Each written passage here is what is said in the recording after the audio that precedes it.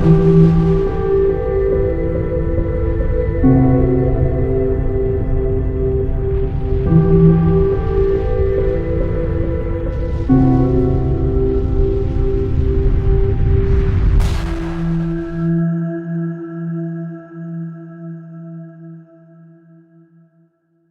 les amis, nous voici à nouveau réunis pour une nouvelle émission de Face à Face. Souvent dans les commentaires, en fonction du sujet que je traite, certains d'entre vous me demandent des preuves. As-tu des photos, des vidéos? Ce qui a été le cas pour mon émission sur le Boussegui. Je vais vous expliquer pourquoi c'est impossible à avoir, et en plus totalement inutile. Vous savez, il y a les émissions que je fais pour vous, mais il y a aussi l'autre côté du miroir, les personnes avec qui j'échange et qui ne veulent pas de publicité. L'une d'elles, qui dispose de preuves hallucinantes de technologies non humaines, m'a dit qu'il ne servirait strictement à rien de divulguer ses photos. Cette personne a hélas raison. Prenez votre cas personnel. Qui vous croirait si demain vous étiez le témoin d'un phénomène exceptionnel se déroulant sous vos yeux? Personne, bien sûr. Souvent, j'ai remarqué que lorsque on montrait des photos ou même des vidéos un peu hors du commun, le mot fake est celui qui revenait le plus souvent. Certains semblent avoir ce mot à la bouche avant même de réfléchir.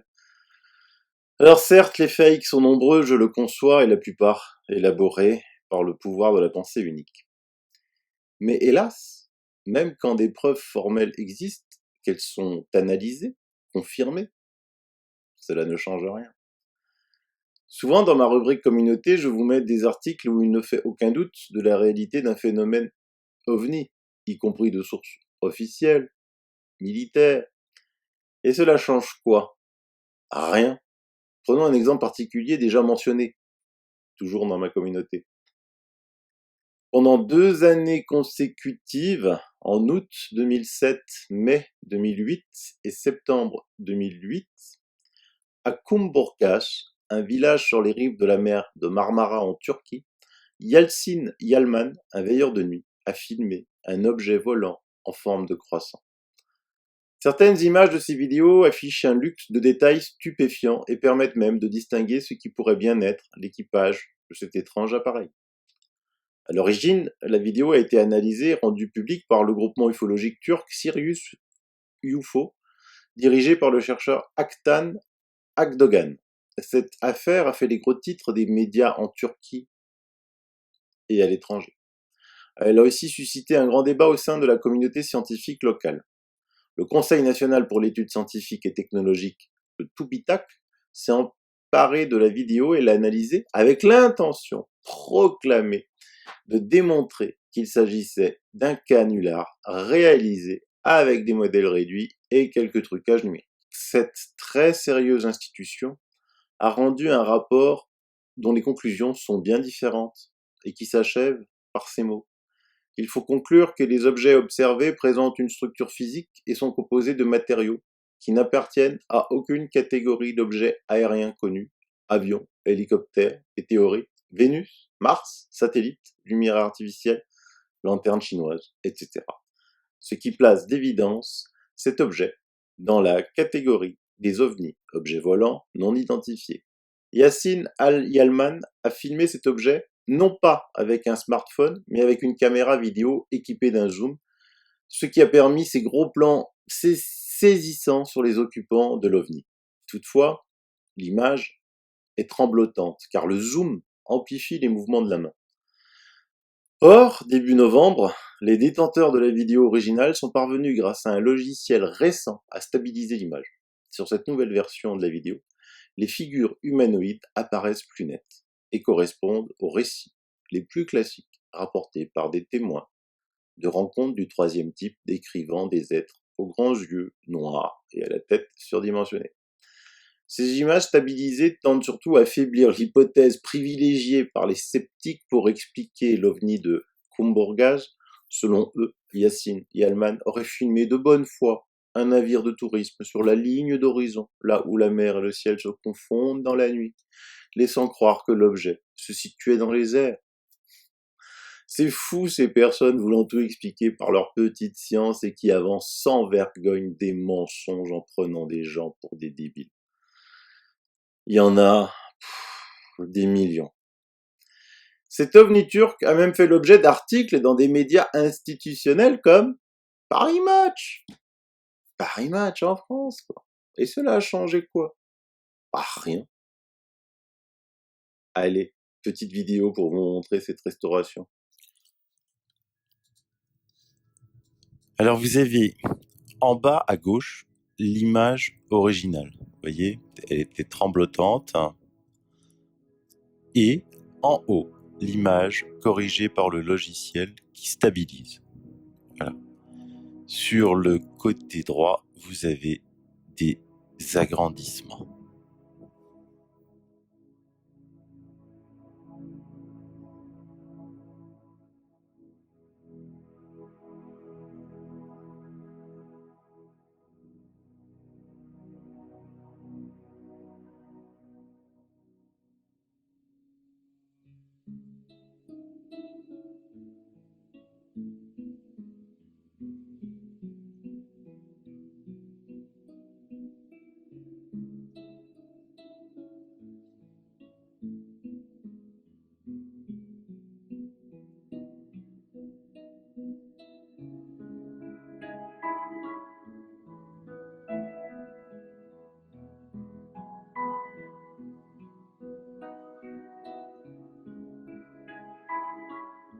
Donc, on pourra toujours faire ce que l'on veut, nous, les chercheurs de vérité, on sait pertinemment que cela n'ira pas bien loin.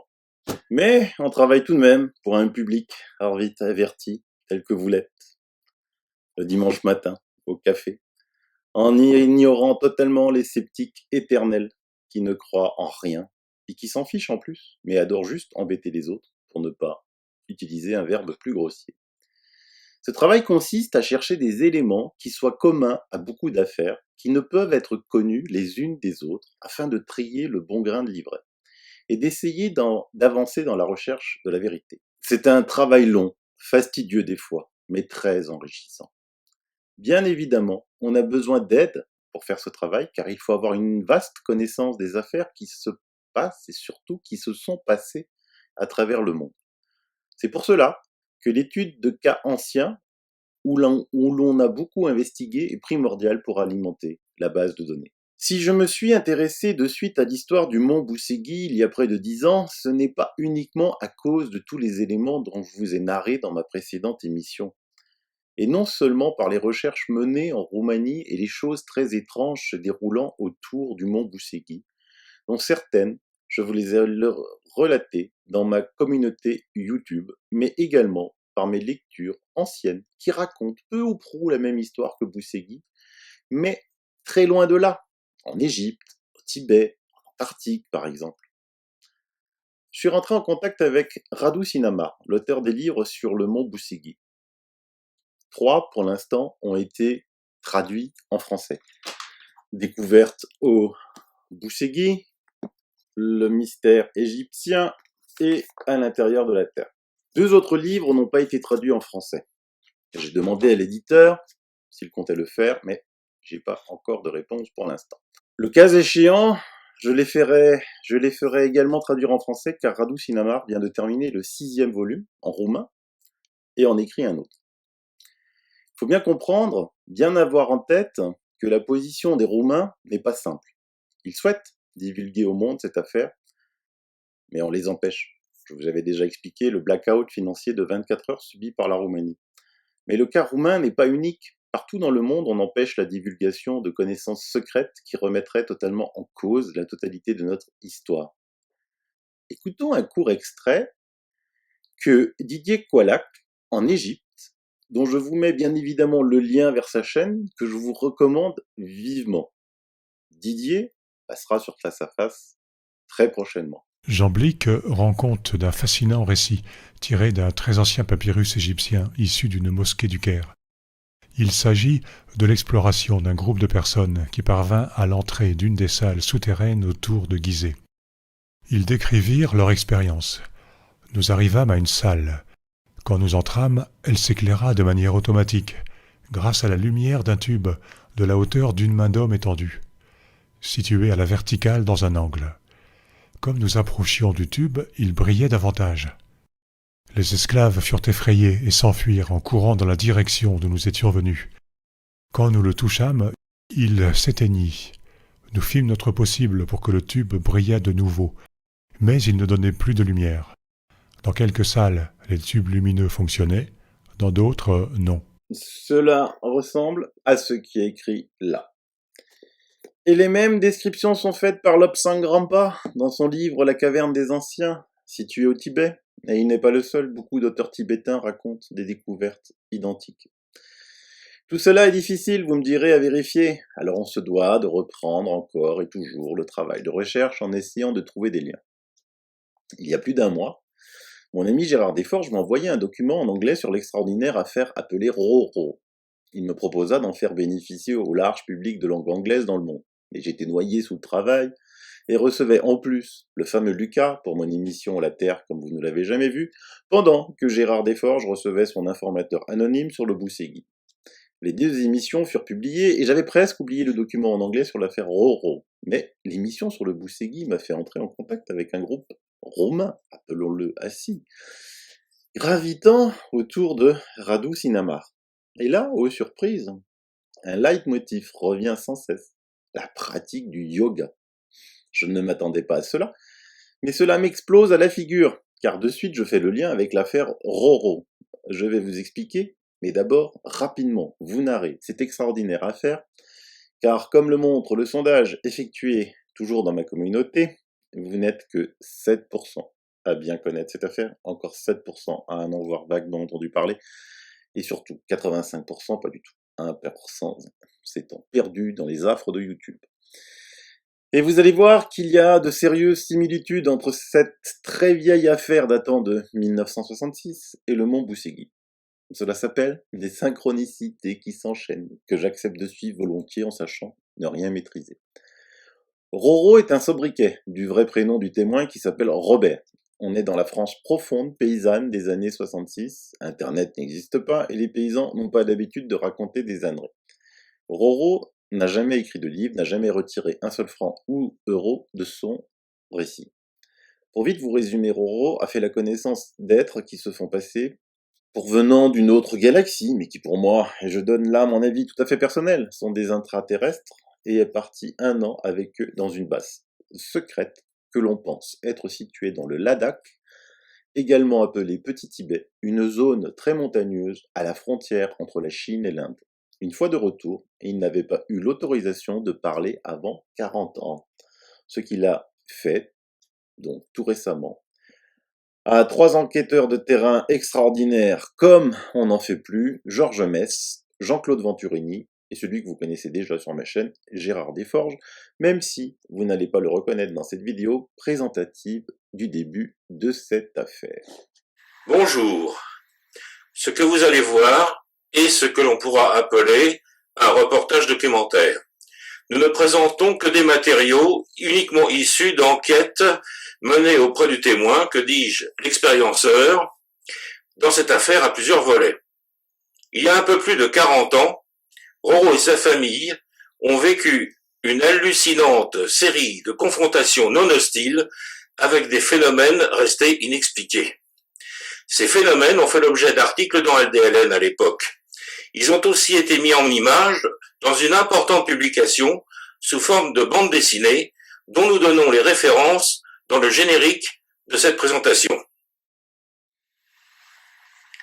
Mais les enquêteurs de cette époque, donc à la fin des années 60, tout en se doutant que cette histoire était trop énorme pour déboucher sur du vide, ne savaient pas que Roro, alors très jeune homme, allait être contacté pour vivre une incroyable expérience pendant environ 1 an dans une base souterraine probablement située au nord de l'Inde. 40 ans après, Roro a signalé à Georges Mess qu'il était libéré de parole. La suite de ce récit a fait l'objet d'un rapport d'une 40aine de pages, rapport préliminaire rédigé par Georges Mess, et en partie publié dans la revue LDLN puis dans Top Secret. Ce qui nous a décidé à réaliser cette présentation, qui sera loin de répondre à toutes les questions que vous allez vous poser, c'est un élément important proposé par Roro lui-même. Roro nous a déclaré qu'il était désolé de n'avoir rien pu rapporter comme objet concret de son aventure, comprenant bien que sa très étrange odyssée pourrait alimenter bien des scepticismes. Mais il nous a invités en Aveyron afin que nous puissions filmer quelque chose qu'il n'a jamais communiqué à quiconque en dehors du cercle étroit de sa famille. Depuis 40 ans, plusieurs fois par semaine, Roro s'astreint à un rite très particulier qui s'apparente au yoga. Ceci m'a été confirmé par une spécialiste de cette discipline dont vous entendrez le témoignage tout à l'heure. Roro n'a jamais suivi aucune formation de cette nature. Il ne connaît pas le nom des postures. Il ne connaît donc pas l'environnement psychique de cette discipline, telle qu'elle est enseignée. Vous allez vérifier qu'à 62 ans, ce qui était contenu dans le message écrit que nous a remis Roro, et dont vous prendrez connaissance tout à l'heure, on peut affirmer que l'engagement proposé, ce n'était pas du cinéma. Enfin, j'ajouterai que nous avons trouvé un certain nombre d'indices qui accréditent les dires de Roro. Les 3 journées passées en compagnie de Robert nous ont confortés dans la sincérité de ce personnage hors norme, extrêmement attachant, et qui porte très haut dans sa pratique quotidienne les valeurs humaines qu'il a rapportées il y a 40 ans. Audition du témoin 40 ans après, rédaction du rapport d'enquête Georges Metz, documents audio et vidéo Jean-Claude Venturini, vidéo et montage du film Gérard Desforges. Une enquête d'hier, référence bibliographique, l'album de BD Les apparitions ovnis de Jacques Loeb et Robert Gigi. LDLN numéro 107, août 1970, repris dans le livre LDLN, Mystérieuse soucoupe volante, page 146 par Fernand Lagarde. Le livre Le Collège invisible de Jacques Vallée, page 46 à 50, édition Albin Michel. Au commencement, une série d'apparitions inexplicables se manifeste dans l'environnement d'une ferme isolée en Aveyron. Cette ferme est habitée par 4 personnes. La première observation se situe un soir de juin 1966, vers 21h30. La grand-mère aperçoit d'étranges lumières dans la campagne. Sorti pour voir de plus près, le gendre, alerté, voit 6 boules évoluant à pas d'homme, allant et tournant. Ce carrousel de boules se dirige vers un espèce d'obus auquel elles s'accrochent et se fondent en lui. Un soir, le gendre, père de Roro, observe une boule près de la maison. Il va vers elle. Elle le promène par les chemins jusqu'à lui barrer la route, à lui en faire tourner la tête. De retour à la maison, alors que la boule a disparu, il dit à son fils, qu'il n'a pas rêvé. « La boule m'a suivi, tout du long, jusqu'ici. »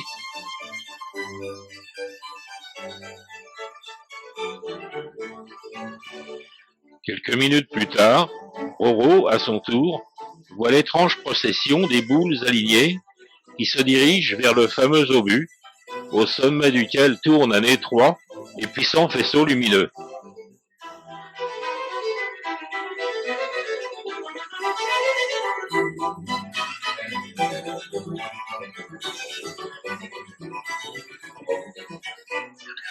Un soir, une de ces boules est immobilisée sur la route. Roro décide d'aller voir de plus près en voiture.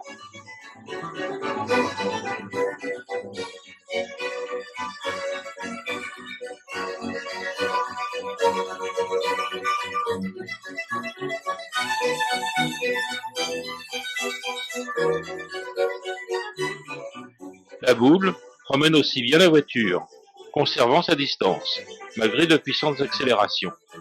Parvenu à une trentaine de mètres du sillard, Roro observe que la base du sillard est suspendue à 2 mètres au-dessus du sol. Le sillard a une hauteur d'environ 13 mètres. Roro voit une litanie de boules lumineuses converger vers le sillard, qui les avale. Le sillard va s'incliner à 45 degrés, avant un départ foudroyant, une buée verte émanant de sa base. Et maintenant, c'est une soucoupe à 2 dômes qui va évoluer devant les yeux ébahis du témoin. Cette soucoupe va lui procurer bien des émotions. Il est aux environs de 23 heures en ce mois de janvier. Le moteur de la voiture cale. Les phares s'éteignent. La température dans la voiture est en train de monter. Roro va voir la soucoupe se rapprocher du sol en s'inclinant et oscillant. Il va bien observer les silhouettes humanoïdes dans les 2 dômes. La soucoupe va remonter dans le ciel, puis Roro, effrayé, va la voir se précipiter vers le sol. Mais la soucoupe va s'immobiliser à quelques mètres du contact. Puis elle va remonter. Roro va perdre ses sens. Il se réveillera vers 4 heures du matin, étendu dans le fossé, non loin de sa voiture. Celle-ci repartira normalement dès la première sollicitation. Robert aura retrouvé toutes ses facultés. Après ce fantastique épisode, Roro sera sujet à d'immenses fatigues pendant plusieurs semaines, dormant jusqu'à 18 heures par jour. L'esprit peuplé de rêves étranges. Faisons connaissance avec Roro 40 ans après. Titan qu'on a vu là tout à l'heure en attendant, comme ça, il est parti comme ça. Comme ça, la gueule. Et puis voilà, et puis la boule, évidemment, mon regard est revenu. Je me souviens, tu avais dit que la boule s'était arrêtée en haut de la côte. Oui, un peu plus haut, un peu plus haut, un peu plus haut. Donc là-haut, là où il y a les arbres là-haut. Oui, à peu près, oui.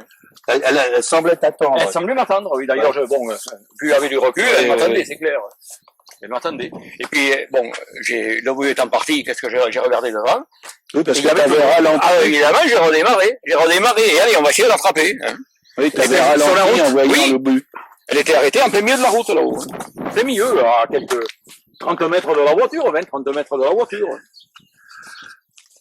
Donc après, on a continué, je voulais essayer d'attraper la boule, quand même, et donc, j'ai poussé des pointes à 90, la boule qui maintenait toujours, quelle que soit ma vitesse, la boule maintenait toujours la même distance, donc jusqu'après à l'embranchement de la route qui va vers Villefranche-de-Rouergue.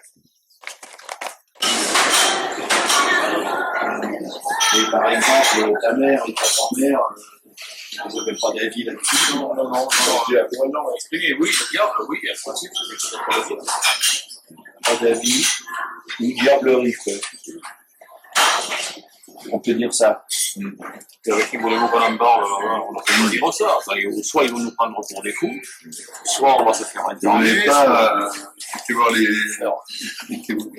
les personnes, les mettre dans la confiance. Oui, on en avait parlé avec Hubert, justement, il avait dit à mon père qu'il avait vu des mots de lui.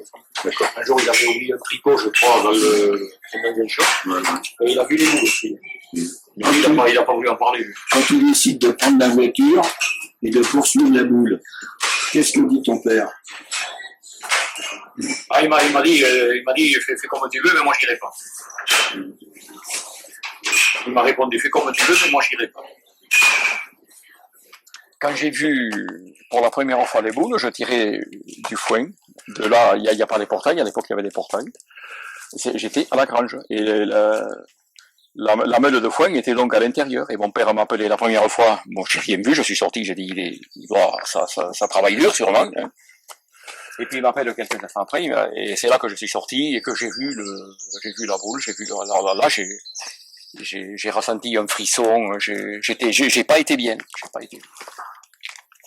Et donc avant que moi, si tu veux, je sois saisi de tout ça, mon père avait poursuivi, il y avait une boule qui était là aussi ça a changé, il y avait une boule par là, sur le passage, il y avait un passage. Alors voyant que la boule se plantait de nouveau en plein milieu de ce deuxième passage, mon père il a renoncé. Alors il est reparti, et la boule est repartie avec. Et c'est là qu'il a dit, la boule m'a raccompagné. Ouais.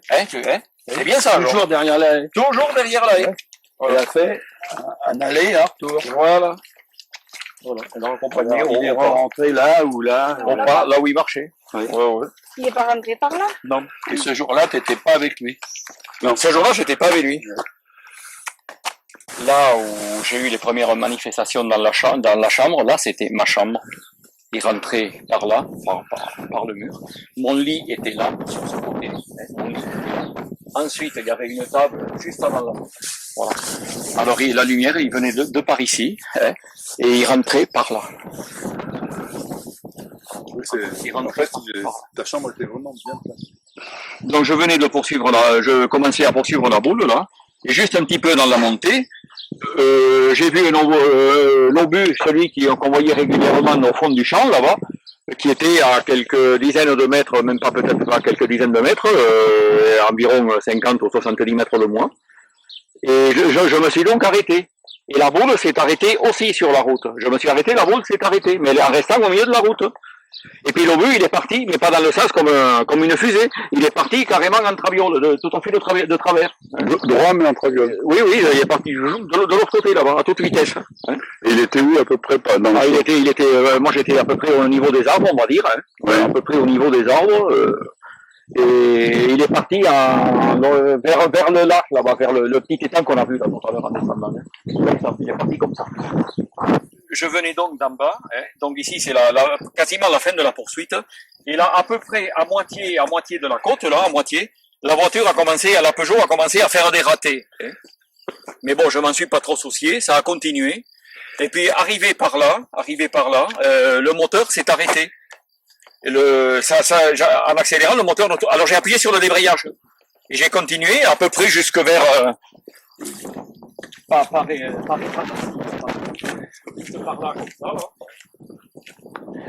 Et là j'ai vu ici il y avait là qui arrivait comme ça là, dans cette direction, il y avait la soucoupe à deux dômes. Hein. Il y avait la soucoupe à deux dômes là. Hein. La soucoupe à deux dômes. Oui, voilà. Elle était où donc? Elle arrivait comme ça là, comme ça. Hein. Et je les ai vus. Et puis la chaleur dans la voiture commençait à monter. La chaleur de la voiture commençait à monter. Et ça montait. Mais avant quand même, il y avait le panneau. Il y avait pas ce panneau là. Il y avait pas ce panneau là. Le panneau était de la gauche vers la droite. J'ai entendu le panneau qui vibrait, le panneau métallique. De la gauche vers la droite. Pardon? De gauche à droite. La boule, il venait de là comme ça, de là, à peu près de cette direction, des maisons, à peu près comme ça, mais comme ça là. Et en face de toi, oui. Face à toi là. Oui.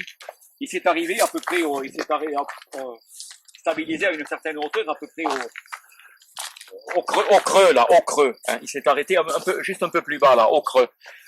Mais la chaleur dans la voiture remontait. J'ai entendu le panneau vibrer.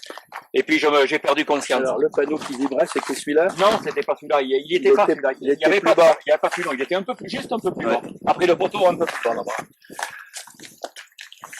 Voilà. Alors là, par contre, là, c'était pas comme ça. Là, il y avait un fossé. Il y avait un fossé là, comme ça.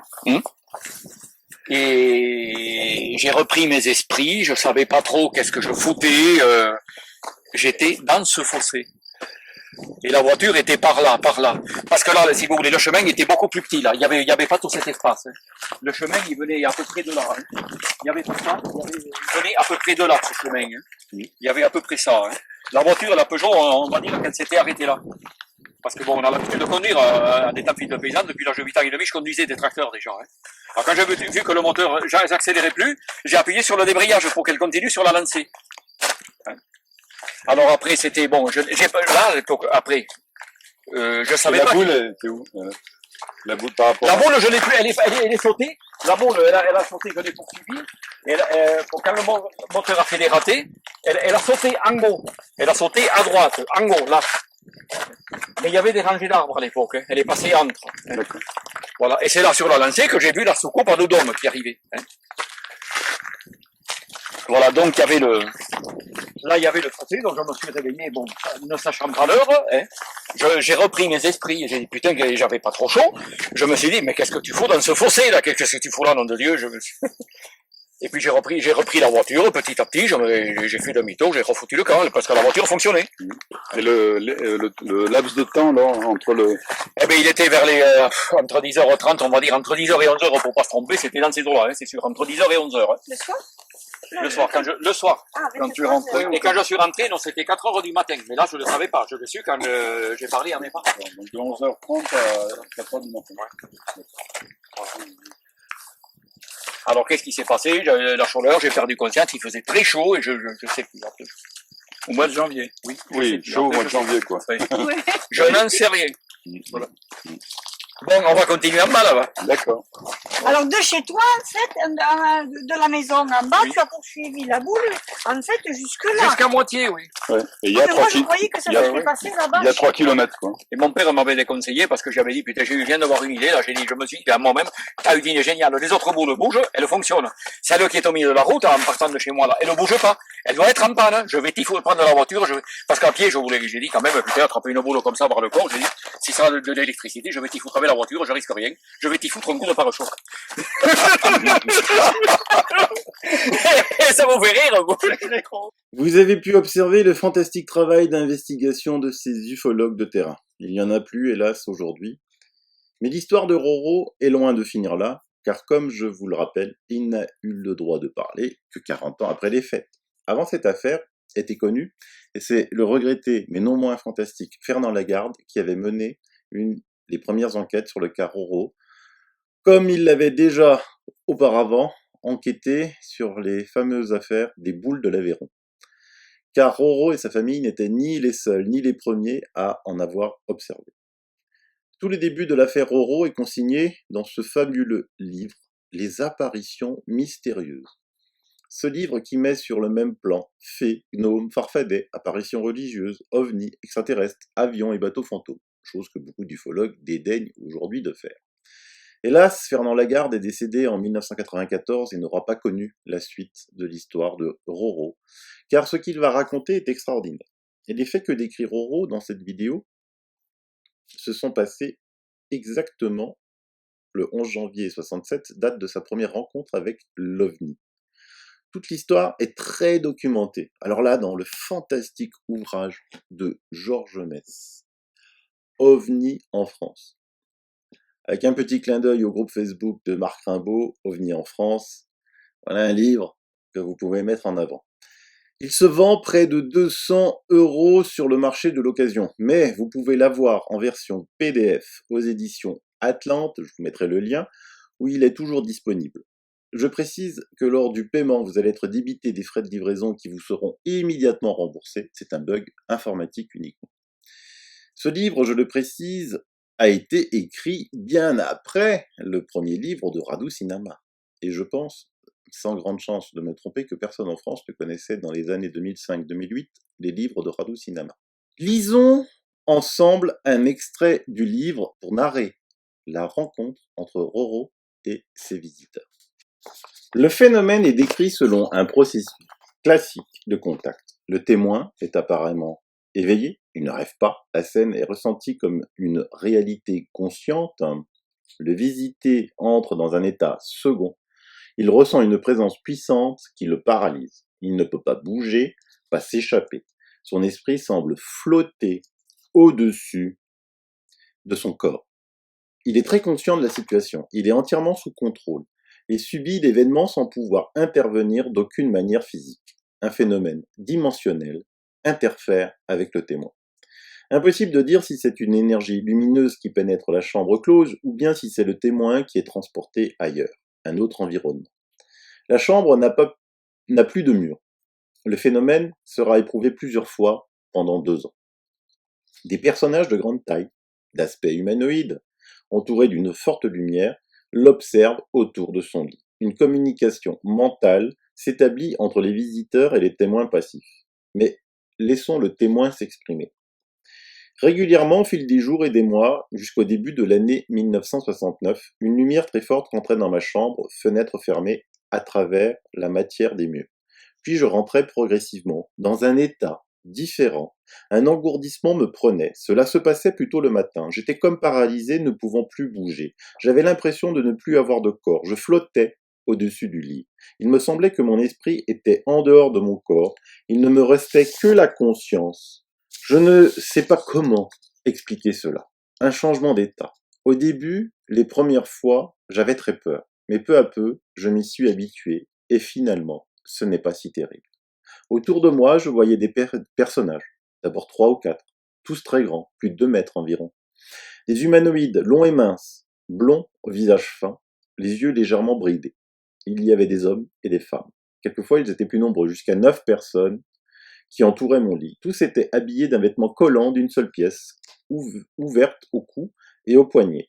Une sorte de combinaison brillante aux reflets métalliques avec une large ceinture. Les femmes portaient de longues robes aux reflets métalliques. Leurs bras étaient très longs également et descendaient jusqu'aux genoux avec des mains aux doigts fins. Tous me parlaient, surtout celui qui se présenta comme le guide et m'appelait familièrement Roro, surnom qu'il me donnait, bien que personne de mon entourage, parents ou amis, n'employait.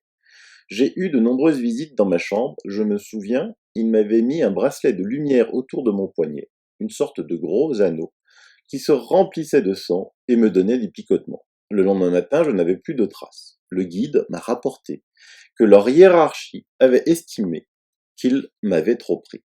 Les visiteurs me donnaient des informations et des conseils. Le guide me disait « Tes parents sont des gens bien, tu as des caractéristiques qui nous intéressent. Nous sommes tous des savants, des explorateurs d'étoiles, venant d'une autre galaxie. Nous avons 20 000 ans d'avance sur votre civilisation que nous surveillons depuis longtemps.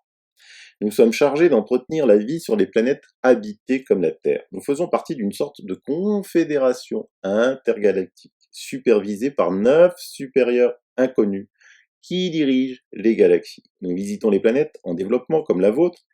Nous connaissons toute votre histoire et toutes les langues parlées de la Terre. Ils savent tout de nous, de notre civilisation, de nos croyances, de nos agissements, dissensions, guerres, destruction, pollution du sol et de l'atmosphère. Ils connaissent nos religions et tous les prophètes qui ont contribué à notre évolution. Leur but n'est pas de s'ingérer dans nos affaires. Cela leur est interdit. Nous avons notre libre arbitre. C'est à nous de faire le choix de notre avenir individuel et collectif. Ils m'ont renseigné beaucoup de choses que je ne savais pas. Il est question de 300 000 contactés comme moi sur Terre. Cette affirmation rejoint celle faite par d'autres contactés, comme celle de Pierre Monet, qui indique le chiffre de 296 000 contactés en 1965, dans le livre Les extraterrestres m'ont dit, édition Alain Lefebvre. Oh, comme c'est intéressant d'analyser cela.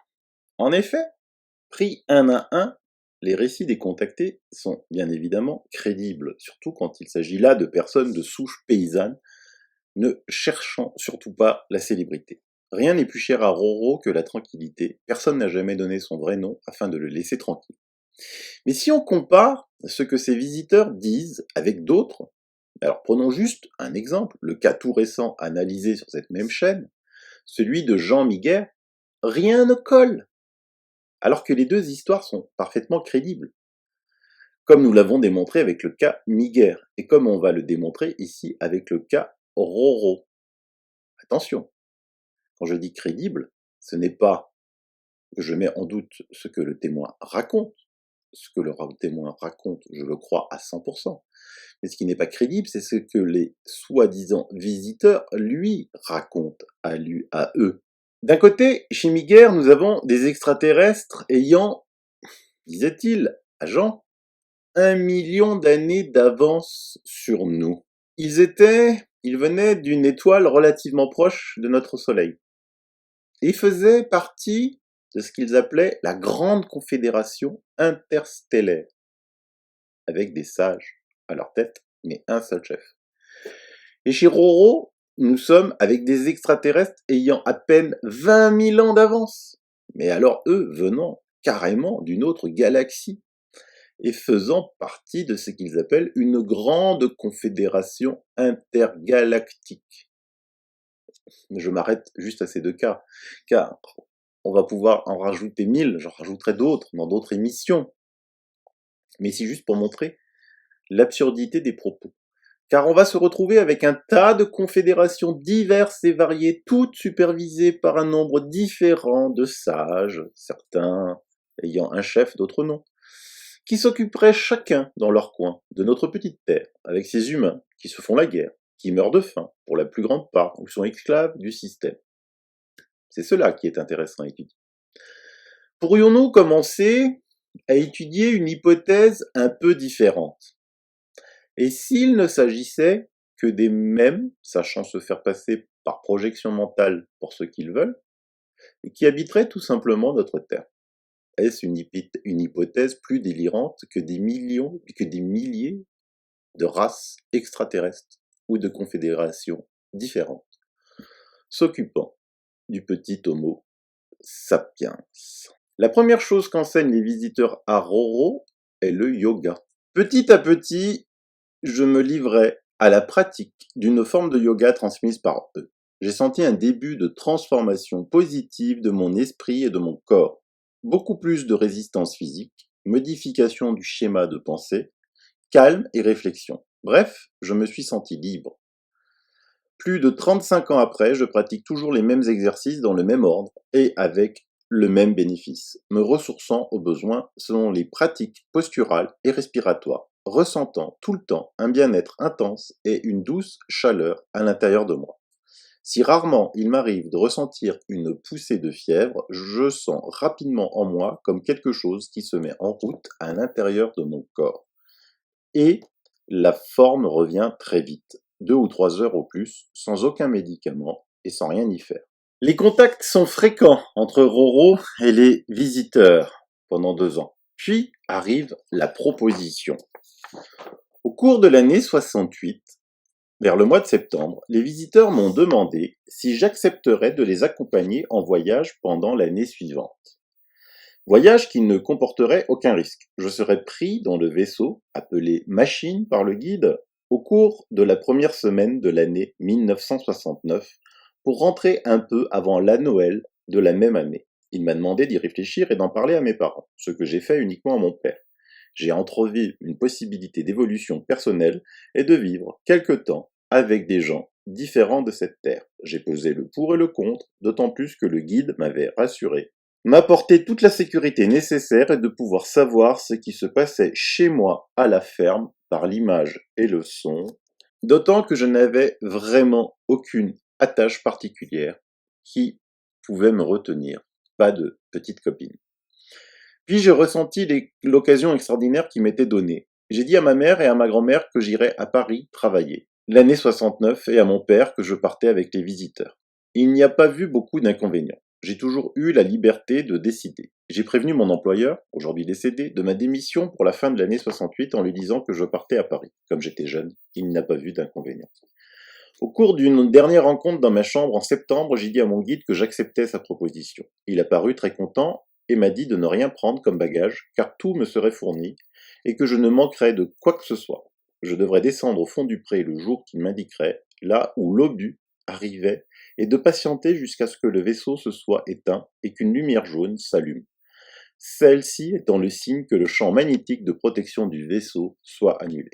Entre-temps, les visiteurs m'apprenaient les premières techniques d'approche du yoga. C'était passionnant. J'étais parfois un peu angoissé, à certains moments en me disant « tu vas peut-être mourir », mais l'envie était plus forte. Le guide m'avait dit de ne rien prendre comme vêtements à part ceux que j'avais sur moi, que je ne ramènerais aucune preuve de mon séjour avec eux, qu'il valait mieux être discret pour la sécurité des uns et des autres, qu'ils n'avaient pas encore été repérés et qu'il ne fallait pas donner à qui que ce soit des preuves de leur existence, l'humanité n'étant pas encore prête. Au cours de notre dernière rencontre, où j'avais accepté de partir, mon guide m'avait informé du lieu de destination, dans une grotte en Inde, près de la frontière avec la Chine. Le jour du départ arrive. Tout s'est passé comme prévu. Je me suis approché de la machine, je suis monté sur la passerelle, puis 3 marches, un sas s'est ouvert en coulissant. Mon guide est apparu souriant, m'a tendu et m'a invité à m'asseoir sur un fauteuil très ergonomique, ce que j'ai fait, pas du tout rassuré. La salle était arrondie en forme de voûte et bien éclairée par une lumière dont on ne voyait pas la source. La porte, ou plutôt le sas, s'est refermée et a complètement disparu dans la paroi. J'attendais le démarrage sans rien ressentir tellement le véhicule était stable. Au bout de quelques minutes, j'ai demandé au guide si nous ne partions pas. Il m'a regardé, a souri, puis s'est tourné vers une partie du vaisseau où la paroi était devenue transparente. Il m'a dit « Lève-toi et regarde ». Je me suis levé et j'ai vu très bas, avec une impression de vertige, les lumières d'une ville dont j'ai pensé, à tort ou à raison, que c'était Marseille. L'image était en relief et en couleur. C'était vraiment extraordinaire. Le guide m'a dit que nous étions à environ 40 000 mètres d'altitude. Tout cela sans aucun bruit, dans une stabilité parfaite. Il y avait une certaine émotion de ma part. Nous étions seuls. Aucune parole n'a été échangée pendant le trajet, à part le guide qui m'a dit que tout allait bien. Ces gens-là se montraient sobres, en discours, juste le nécessaire, comme les orientaux. Même pendant l'apprentissage du yoga, j'avais droit à la prise de posture par l'exemple, j'observais et j'essayais de faire pareil. Après environ 1 heure de voyage, le guide m'a dit « Nous sommes arrivés ». Un panneau s'est ouvert et nous sommes descendus du véhicule. Le guide m'a amené dans une sorte de chambre où il y avait un lit comme ceux que je connaissais, des toilettes à côté comme nous les avons à l'heure actuelle, mais avec un matériau très doux, du papier WC, de l'eau, sur un lavabo. Comme j'étais fatigué, le guide m'a suggéré d'aller au lit et que nous verrions la suite le lendemain. La vie à la base souterraine, avec un schéma de celle-ci, et la description de certaines machines de cette base ressemble à s'y méprendre à celle décrite au Mont Boussegui. Roro raconte la vie dans la base. On peut entendre et voir plus bas, au fond, une cascade qui doit alimenter la base en eau. Cette base de haute technologie et d'un grand confort est superbement organisée. Il y règne une atmosphère d'ordre et de discipline. Tout semble être prévu dans le moindre détail. Robert ignore depuis quand les étrangers sont installés dans cet endroit. Il y a des couloirs, des salles bien éclairées et des hangars pour les vaisseaux de différentes tailles où s'active du personnel d'entretien. Il croise diverses personnes qui le saluent courtoisement sans prêter d'attention particulière à sa présence. Robert peut aller librement partout, accompagné ou quelquefois seul, sauf dans certaines zones dont il a été averti d'éviter d'y entrer. Il se risquera pourtant un jour à braver l'interdit. Il sera une fois empêché d'avancer par une barrière invisible, un champ de force entravant qu'il compare à une sorte de mélasse engluant ses mouvements, et dont il aura les plus grandes difficultés à s'extraire. Plus il enfonçait sa main, plus il avait du mal à l'enlever. Des recherches ont été menées pour situer l'endroit où pourrait se trouver cette mystérieuse grotte. La zone retenue sur la carte se retrouverait dans cette partie du Ladakh, limite entre l'Inde et la Chine, dans les montagnes de la chaîne de l'Himalaya. Le territoire est vaste et la recherche difficile. Des rumeurs vivement démenties faisant état d'une intense activité d'OVNI ont été rapportées. Les militaires indiens et chinois auraient interdit une zone qui serait sous haute surveillance. Les gens de cette région signaleraient percevoir régulièrement de grands et petits ovnis. Les gouvernements de ces deux pays s'efforceraient de minimiser et d'étouffer l'affaire. Et c'est là que ça devient intéressant. On associe souvent l'apparition des soucoupes volantes avec l'explosion de la première bombe A. Surtout aux États-Unis, bien sûr. Par la suite, nucléaires, militaires et civils ont été souvent relatés dans l'histoire avec le phénomène OVNI. Il me faudrait une émission de 12 heures pour citer tous les exemples. Bien entendu, le New Age s'est emparé de l'affaire en racontant que nos frères de l'espace ont été avertis par l'explosion de la première bombe ayant fait vibrer l'univers et seraient venus contrôler ce qu'il se passe. Quand on connaît la puissance des phénomènes radioactifs qui se passent dans la périphérie de notre Soleil et de notre Terre avec ses ceintures de Van Allen, je ne pense pas que l'explosion de la première bombe A ait pu avertir ces soi-disant frères de l'espace. Mais prenons mon hypothèse citée plus haut. Et si tous ces soi-disant extraterrestres étaient déjà sur Terre, les intraterrestres, alors là, oui, il y aurait de quoi être inquiet et venir surveiller les bêtises que l'humain fait.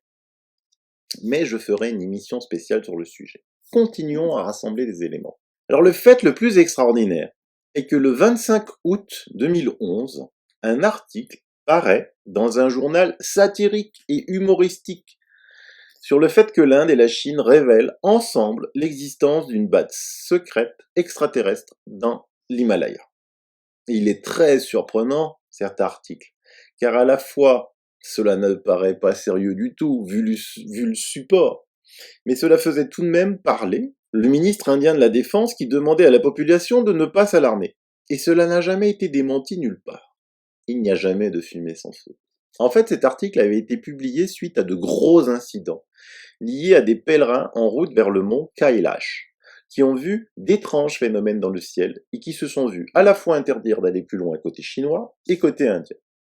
Ici, une photo d'un ovni dans la région. Les guides locaux racontèrent alors que cela n'avait rien de nouveau et que c'était fréquent. Or, l'un des pèlerins, Subkir Siwatch, était un écrivain pour le Times of India, qui est le plus grand journal en langue anglaise en Inde. Et il avait prévu d'écrire dessus. Sans doute, le gouvernement indien, du côté chinois aucun souci de presse, a décidé de couper la poire en deux. Publié dans un journal satirique, pour se couvrir au cas où en disant que les autres n'ont pas repris. Et entre-temps, ils ont dû raisonner l'écrivain, et tout est bien qui finit bien. Comme je l'ai dit au départ, on peut publier ce que l'on veut, les gens s'en fichent. À propos de journaux, je vais vous raconter une anecdote. Avant l'Internet, je fréquentais beaucoup les maisons de la presse pour acheter des livres et des revues, tous les samedis matins. Je voyais toujours en tête de gondole une revue détective, avec toujours des gros titres que je trouvais totalement délirants. Elle a tué son mari, elle l'a découpé en morceaux et l'a mis au congélateur. J'en passe et des bien pires. Je me demandais toujours qui pouvait acheter un tel torchon. Un jour, je fais la connaissance d'une commissaire de police belge à la plage, responsable du département des mœurs. Un poste à haut niveau. On a sympathisé et un jour je la vois arriver avec sous le bras Détective, la revue. Je ne peux m'empêcher de lui dire, mais comment une femme comme toi, commissaire de police, peut lire un torchon pareil? Elle me regarde très étonnée et me répond, mais Sylvano, toutes les histoires qui sont dans cette revue sont vraies. Il n'y a rien d'inventé. Je le lis pour apprendre les 1001 facettes du vice des meurtriers. Je pense que si quelqu'un avait pris à cet instant ma tête en photo, j'aurais eu l'Oscar mondial de la tête la plus stupéfaite du monde. Cela clôt ici le film Men in Black, le premier, où la photo d'un ovni survolant un stade de foot faisait la une, dans le même genre de revue dont tout le monde, dont moi le premier, se gossait. Bien, revenons à Roro.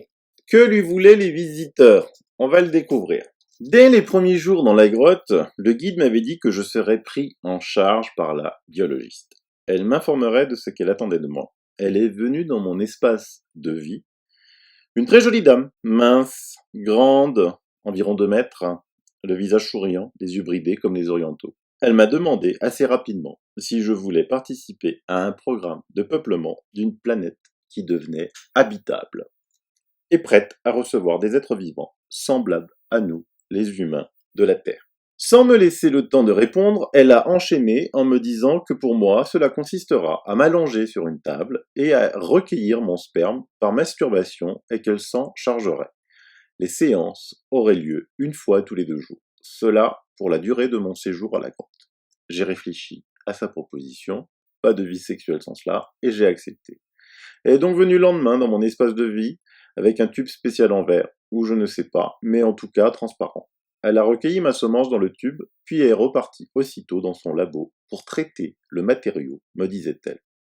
Au cours de ces séances, elle enlevait parfois sa tunique pour faciliter la tâche, et j'ai pu constater que son corps nu était comme celui des femmes de notre planète. Une fois, au bout de quelques mois, je lui ai proposé d'avoir un rapport normal, ce qu'elle a refusé catégoriquement en me disant avec un regard désapprobateur que ce qu'elle faisait avec moi était une mission importante pour une nouvelle race humaine. L'air de me dire qu'elle n'était pas là pour son plaisir, mais pour une mission. La biologiste et le peu de personnes que j'ai pu côtoyer dans la grotte avaient une grande maîtrise de leurs sentiments. Ils avaient un contrôle d'eux-mêmes extraordinaire. Jamais un mot plus haut que l'autre, tout était programmé à l'avance, ils ne semblaient jamais surpris, et avec cela, gentillesse, politesse, courtoisie étaient toujours de mise. La mission, le travail, la culture, l'évolution personnelle et collective étaient pour eux le plus important. Il y avait peu de place pour l'amusement. Encore une fois, c'est très intéressant à analyser. Par contre, là, il y a quelque chose de récurrent. C'est le manque d'émotion de tous les témoins, de tous les contactés, vis-à-vis de ce qu'ils ont vécu. Ils ont le même sentiment. Même s'ils sont gentils, il y a toujours ça, ordonné, froid, sans sentiment. Cela revient systématiquement. Mais les affaires de prélèvement de sperme ou d'ovules sont très récurrents dans les affaires ufologiques. Il y a un truc qui cloche. D'un côté, ils disent que on a le libre arbitre, qu'ils ne touchent à rien, qu'ils sont juste là pour contrôler. Et d'un autre, ils viennent nous expliquer qu'ils doivent peupler artificiellement une planète. Franchement, c'est étrange. D'un côté, ils disent qu'on laisse faire la nature, on la respecte, on se mêle pas des affaires des autres. Ça semble être le credo de ces êtres soi-disant supérieurs. En quoi aurait-il besoin de peupler, mais alors en plus, d'êtres humains qui, pour l'instant, n'a rien réussi et démontre l'étendue de sa bêtise à chaque fois qu'on allume un poste télé. Cela colle pas. Par contre, se pourrait-il que dans l'hypothèse que ce soit des intraterrestres, ils aient des problèmes de fertilité. On le voit bien avec notre propre civilisation. Plus on s'occidentalise, plus le sperme humain devient pauvre en spermatozoïdes. Si eux ont largement de l'avance sur nous, comme c'est évidemment probable, en serait-il à un point où leur sperme ne contient plus de spermatozoïdes? Le logiste me disait, et mon guide aussi, que la mort n'existait pas, uniquement un passage difficile pour nous les humains. Elle me disait que nous avions des corps physiques merveilleux et très complets, que nous abîmions tous les jours par notre ignorance de ses besoins fondamentaux, par nos excès alimentaires, médicamenteux, et que nous ne savions même pas les faire fonctionner correctement. C'est pour cela que leur hiérarchie leur avait ordonné, pour moi, en compensation, de m'apprendre les techniques du yoga afin que je puisse avoir une vie sans problème, de santé et équilibrée. Le yoga étant la méthode la plus efficace pour maintenir la grande souplesse du corps et de l'esprit. Eux-mêmes le pratiquaient assidûment. Pour eux, le corps physique est un container. Tiens, là ça rejoint. La première fois que j'ai entendu ce terme, c'est chez mon ami Corrado Malanga, dont je vous recommande encore le livre Les ovnis de l'esprit, qui fut le premier à appeler le corps physique container. Quelle que soit la planète, le schéma dans tous les univers est le même, parce que tous les univers sont construits pratiquement de la même manière, quelle que soit la morphologie des individus. Le physique importe peu. Il disait, le conteneur, on s'en fiche, ce qui compte, c'est l'être humain dans sa réalité. Par contre, pour vivre dans un monde physique, il faut un corps. Donc il faut créer des corps avec des souches de gens qui soient costauds. C'est pour cela que l'on t'a choisi. Parce que tu as les composants qui nous intéressent pour repeupler une autre planète de notre système solaire. Et là, on apprend qu'en fait, c'est repeupler. Ils disent repeupler. Donc elle n'était plus peuplée. C'est plus un peuplement ex nihilo, quoi. Hein. Au début, ils disaient, on avait une planète à peupler. Et là, ils disent, pour repeupler une autre planète de leur système solaire, qui est, je le rappelle, extragalactique. Ils se sont un petit peu emmêlés les pédales. C'est intéressant. L'année, c'est le retour. Et là, vous allez voir que ce que dit Roro rejoint, mais alors presque mot pour mot, ce que disait Jean Miguel. Écoutez bien ça. Je ne souhaite aucunement me glorifier de ce qui m'est arrivé à cette époque. Je n'y suis pour rien, j'en ai été l'observateur, puis le témoin passif. Je ne désire pas en tirer un quelconque profit, mais seulement informer en espérant que ceux qui ont vécu des expériences similaires puissent aussi témoigner. Il m'apparaît depuis longtemps que je sers de cobaye et de terrain d'expérience, que je suis suivi dans le temps partout où je me trouve et surtout qu'à travers moi et d'autres, ils veulent voir nos réactions face à eux et comment nous évoluons et cherchons à faire connaître leur existence au plus grand nombre de gens. Bien souvent, au fil de mes aventures, je me suis senti bien seul. Mais enfin, si cela doit faire avancer la recherche, tant mieux. Ne pensez-vous pas comme moi? J'ai parfois le sentiment d'être entre deux mondes. Donc vous vous rendez compte que les propos tenus sont quasiment les mêmes que ceux que tenait Jean Miguel. Ce qui voudrait dire que, en plus là, on atteint une nouvelle information. Ils veulent voir nos réactions face à eux et comment nous évoluons et cherchons à faire connaître leur existence au plus grand nombre de gens, exactement comme Jean Miguel. Sauf que au départ, ceux-là ne s'étaient pas présentés ainsi.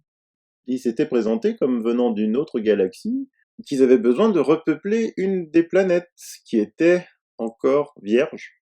Et en fait, non, ils veulent se faire connaître, tout comme ceux de Jean Miguel. Mais ceux de Jean Miguel avaient dit qu'ils allaient venir en 96, ce qui était faux. Ça donne à réfléchir tout ça. Parce qu'il y a deux solutions à partir de... Soit leur intention est vraiment de se faire connaître progressivement, mais moi je trouve que depuis le temps, ça prend un temps fou. Alors je sais bien que la notion du temps est aléatoire selon les espèces, ça c'est clair et certain. Aller chercher un paysan au fin fond de l'Aveyron, c'est prendre le risque que l'histoire ne soit pas connue. À l'époque, il y avait des chercheurs extraordinaires de terrain. Il n'y en a plus aujourd'hui. Aujourd'hui, Roro aurait appelé un quelconque organisme. Oh, allez, c'est fake. Arrête de nous embêter, espèce d'illuminé, et se serait fait rembarrer. Donc, si leur volonté, s'ils sont si évolués, si leur volonté est d'aller dans une divulgation progressive, on peut que donner le constat qu'ils ont échoué, totalement. Or, comment des êtres beaucoup plus évolués que nous peuvent échouer? Ce qui veut dire que ce n'est pas leur but premier de se faire connaître. Dans le livre de Georges Mess, il y a bien évidemment beaucoup d'autres éléments. Des enquêtes, des contre-enquêtes, avec des témoins près du lieu des apparitions. La découverte d'un implant dans le corps de Roro, qu'il a souhaité garder. Mais aussi une petite pépite. En fait, Roro rapporte une sortie à bord d'un vaisseau aérien extraterrestre, avec une démonstration des possibilités de l'appareil avec un avion de chasse de l'armée de l'air français.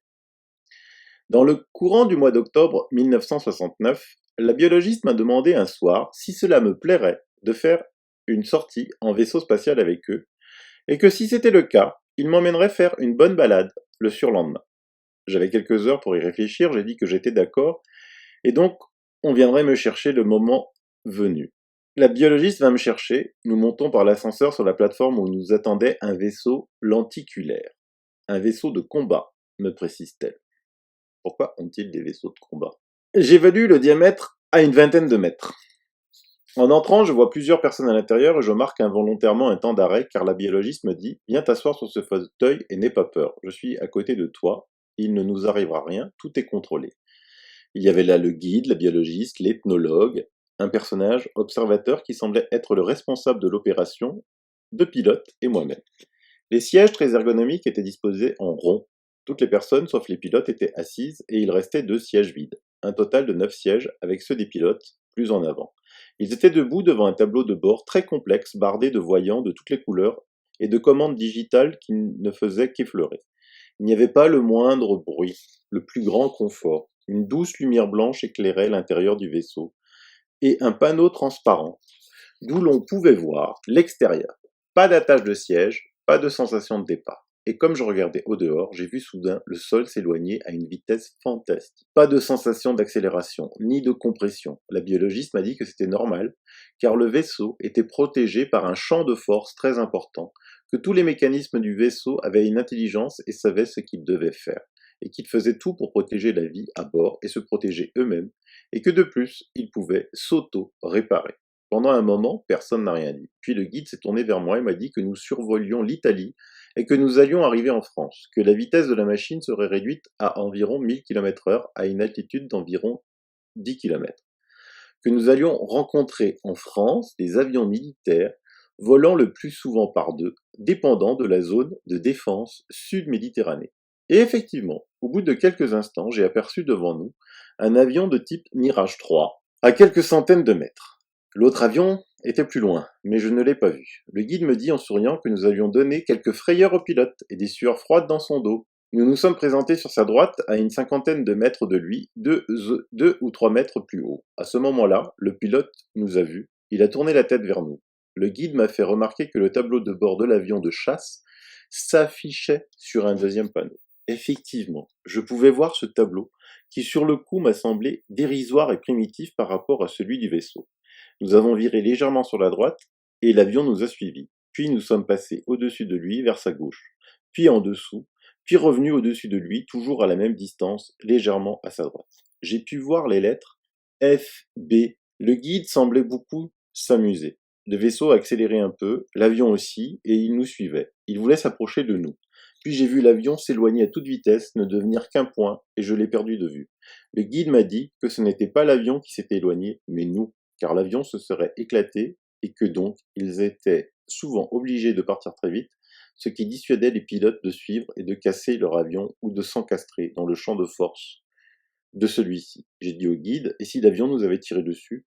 Le guide m'a répondu que cette manœuvre aurait été perçue dans le vaisseau, et que même si L'avion nous avait tiré dessus, la machine ne risquait rien car il y avait le champ de force qui aurait détruit le projectile, quel qu'il soit, et il ajoutait que lorsque la machine déployait le champ de force, rien de solide, de liquide ou de gazeux ne pouvait la toucher. Puis il a ajouté qu'il n'avait pas de droit de détruire l'avion, que ce serait une faute très grave sanctionnée par leur hiérarchie, mais que s'il le fallait, acculé dans l'impossibilité de faire autrement, l'avion pouvait être déstructuré et brisé en milliers de morceaux, mais que le pilote ne serait pas touché et ferait fonctionner son siège éjectable. La vie humaine comptant au plus haut niveau de priorité. Ensuite, nous avons ralenti, zigzagué à droite et à gauche, avant de rentrer à la grotte, quand le soleil allait bientôt se coucher. J'ai gardé un très bon souvenir de cette impressionnante sortie. Alors évidemment, Georges Mess et Jean-Claude Venturini ont essayé de retrouver ce Mirage. Et ils ont fait des recherches sur les avions Mirage marqués FB en activité en 1969.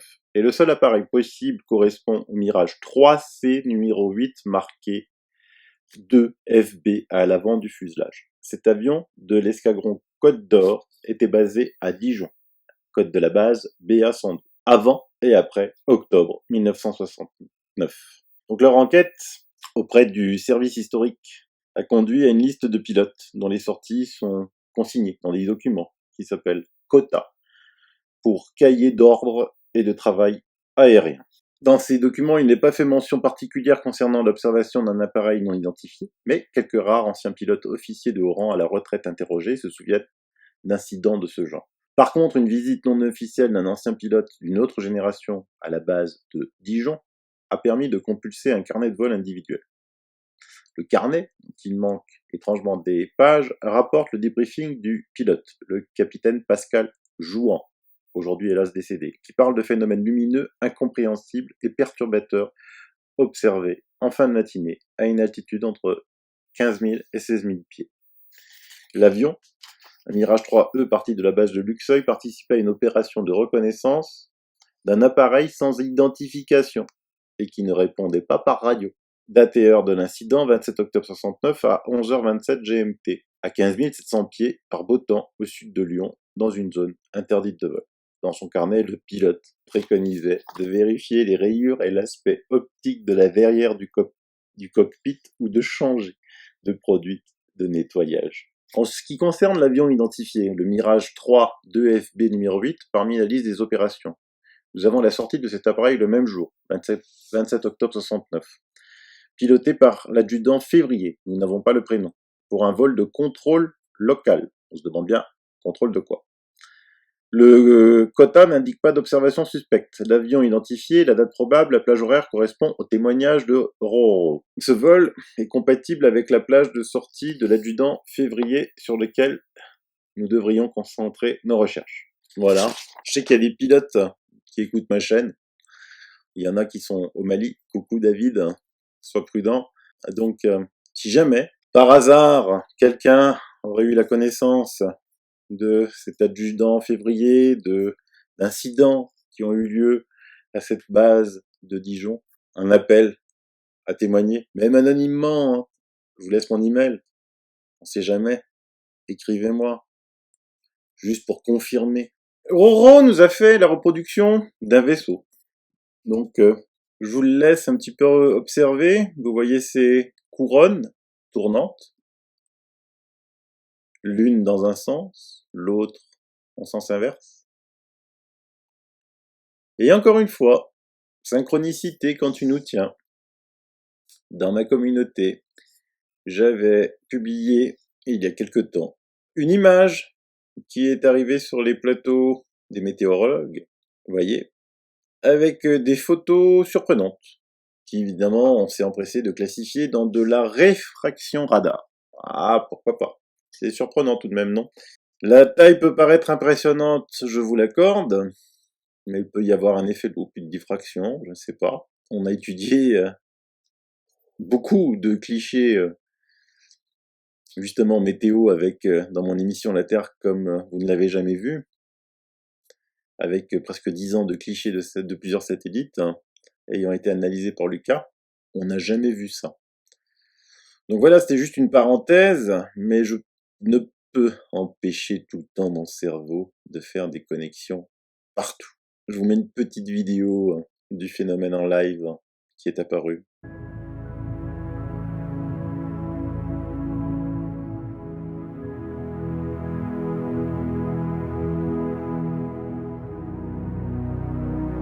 C'est une petite parenthèse, mais bizarrement, le nombre de cercles, quand on les compte, est à peu près identique. Ça doit être un hasard. Parlons du yoga.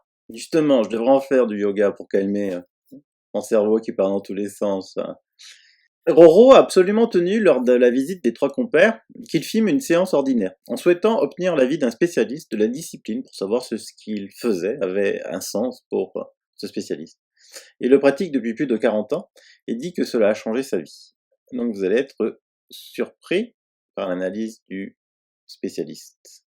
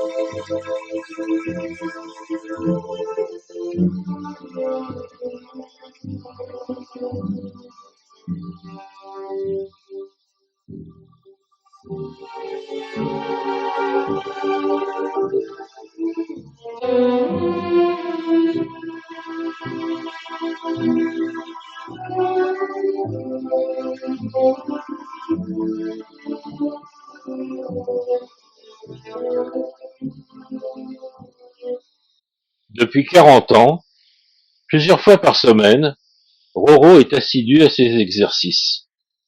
La séance que nous visionnons a été intégralement filmée. Elle a une durée de 1 heure, 13 minutes, 50 secondes.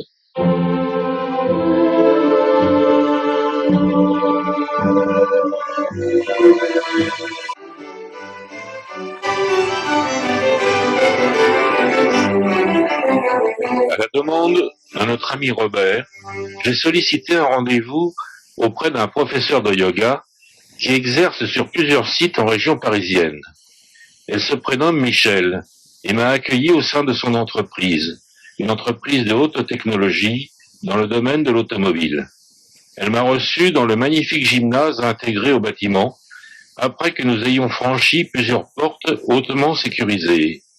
Je lui ai présenté un condensé de 17 minutes de ce que nous voyons actuellement. Et voici l'interview qu'elle m'a accordée immédiatement après ce visionnement.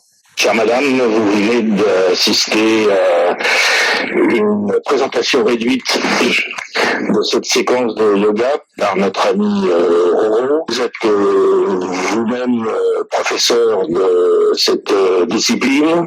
Est-ce que vous trouvez qu'il y a une relation entre ce que vous avez vu et puis ce que vous enseignez comme technique de yoga? Est-ce qu'il y a une relation quelconque? Tout à fait.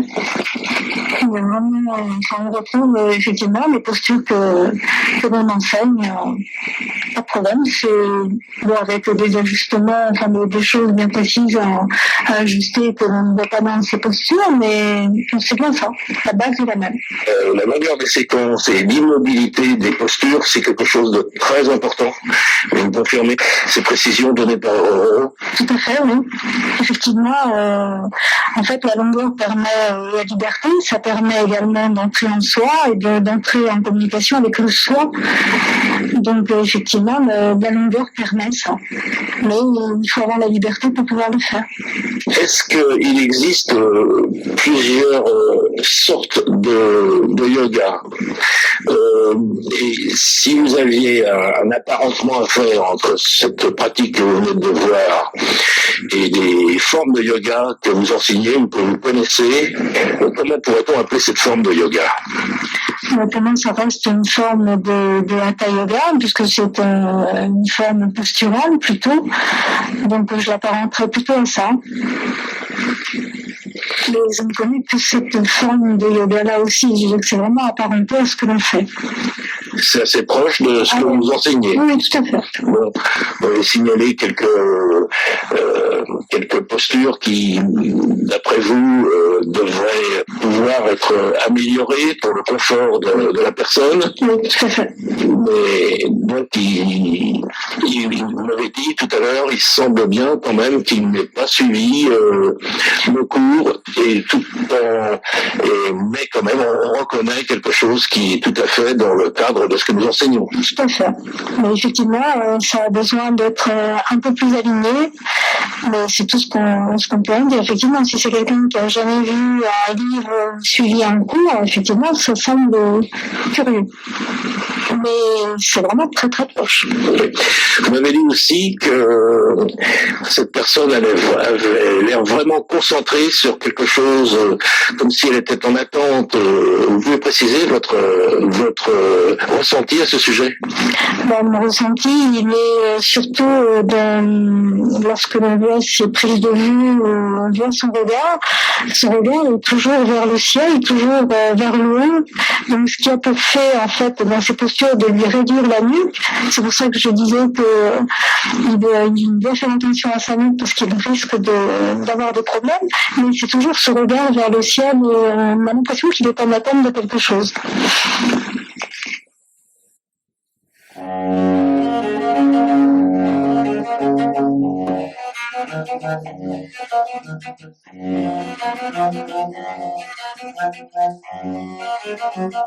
La première fois que j'avais vu cette vidéo, je m'étais demandé pourquoi perdre autant de temps sur cela. Il faut que je vous dise que moi je suis tout à l'inverse.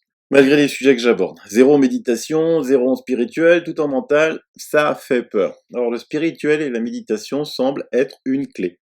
Ainsi les contacts que j'ai avec ceux du Busegi recommandent exactement et avec insistance du reste la pratique du yoga.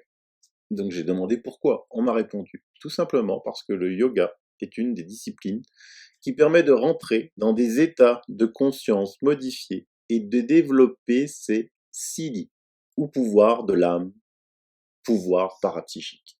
Les intraterrestres et extraterrestres rentrent généralement en contact avec des personnes qui ont fait un minimum de travail spirituel sur eux-mêmes et qui n'ont pas un mental distordu.